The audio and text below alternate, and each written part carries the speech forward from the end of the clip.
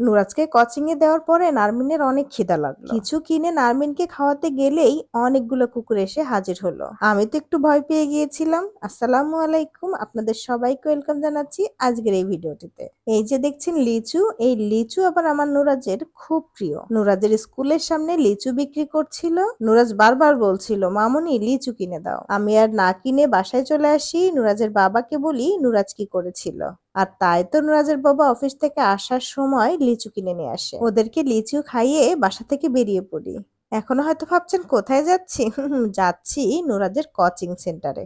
নুরাজকে coaching এ পৌঁছে দিয়েই নারমিনকে নিয়ে একটু বের হলাম। কোচিং সেন্টারে যে ওয়েটিং রুমটি আছে সেখানে নারমিন বসে থাকতে চায় না, খুব বিরক্ত করে। তাই তো নারমিনকে নিয়ে বের হলাম। আর নারমিন বলছিল, মামুনি খিদা লেগেছে। যেহেতু তখন বিকাল 5:30টার পর ওর খিদা লাগাটাই স্বাভাবিক। নুরাজের কোচিং সেন্টারটির পাশেই একটি হোটেল আছে যেখানে বিকালের নাস্তা বানাচ্ছিল। আর সেখান থেকেই 2টি পেঁয়াজু আর 2টি পুরি কিনে নিয়ে চলে এলাম আমরা। গরম গরম এই পেঁয়াজু খেতে আমি অনেক পছন্দ করি।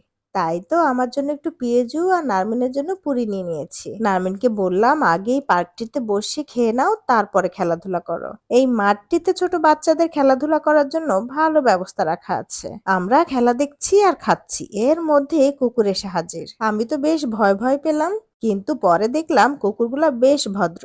তাই তো কুকুরকে একটু ছিঁড়ে ছিঁড়ে নাস্তাগুলো খেতে দিলাম। কুকুরটা খাচ্ছিল আর দেখছিলাম চেয়ে চেয়ে। আর এদিক দিয়ে আমার নারমিনকে দেখেন, সে খেলা দেখছে, আমাকে উপর দিয়ে প্রকৃতিগুলো দেখাচ্ছে। মামুনি দেখো উপরে গাছগুলো কত সুন্দর দেখতে। গাছের নিচে সুন্দর বসার ব্যবস্থা রাখা ছিল, আর সেখানে বসেই আমরা খাচ্ছিলাম আর খেলা দেখছিলাম। চারিপাশে গাছের জন্য একদম ছায়া ছায়া ভাব ছিল। তাই তো ভিডিওর মধ্যে এরকম দেখা যাচ্ছে। আমাদের এই সাইডটি একটু অন্ধকার অন্ধকার, আর যেখানে খেলা হচ্ছে খোলা মাঠ, সেখানে অনেক আলো। নারমিনের খাওয়া শেষে বললাম, কি পেট ভরেছে, শরীরে এনার্জি পেয়েছো, এখন কি খেলা করতে পারবে? নারমিন বলল, হ্যাঁ মামুনি, চলো এখন আমি খেলা করব। তো নারমিনকে নিয়ে এই সাইডে চলে আসি। এখানে বাচ্চাদের খেলা করার জন্য খুব ভালো ব্যবস্থা রাখা আছে। আমরা এখানে এসে দেখি অনেক বাচ্চা খেলাধুলা করছে।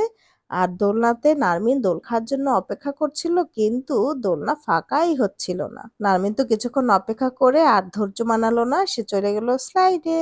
এখানে সব বাচ্চারা খেলাধুলা করছিল আর গার্ডিয়ানরা পাহারা দিচ্ছিল। আকাশটা দেখেন, দেখতে দারুণ লাগছিল। কিন্তু বিভিন্ন কবি সাহিত্যিক পড়ন্ত বিকেল নিয়ে বিভিন্ন কবিতা লিখেছে। আসলে পড়ন্ত বিকেলের সৌন্দর্য মুগ্ধ করে আমাদের। নারমিন এখানে খেলা করতে এসে একটা বান্ধবী পেয়ে যায়, মানে তার একটি মেয়ের সাথে খুব বন্ধুত্ব হয়ে যায়। তার সঙ্গে সে খেলা করছিল, সে দোল খাচ্ছিল আর নারমিনকে বলছিল, তুমি আমাকে দোল দাও তো। নারমিনও তাকে দোল দিচ্ছিল। এভাবে অনেকক্ষণ তারা বিভিন্নভাবে বিভিন্ন জায়গায় যে খেলা করে, আমি জাস্ট ওদেরকে পাহারা দিয়ে রাখি, মানে হলো দেখে রাখছিলাম। আজকালকের যুগ, বলা যায় না তো কিছু। যাই হোক, খেলা করতে করতে একদম সন্ধ্যা হয়ে যায়। নুরাজের কোচিং এ ছুটির টাইম হয়ে যায়। নুরাজকে কোচিং থেকে নিয়ে আবারও বাসার উদ্দেশ্যে রওনা দিয়ে দিই আমরা। রাতের ঢাকা শহর দেখতে ভালো লাগে, তবে যানজটের মধ্যে বসে নয়। রাস্তায় হালকা জ্যাম ছিল, আমি একটু ক্যামেরা বন্দি করে নেই।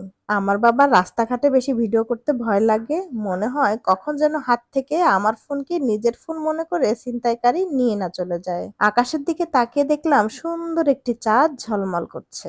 রাস্তার এই প্যা পু আওয়াজকে পার করে বাসায় এসে ঝটপট করে নাস্তা করতে বসে গেলাম।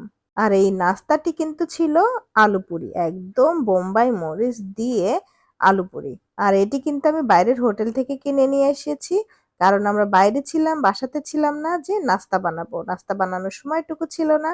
বাসায় আসতে আসতে রাত 8:30।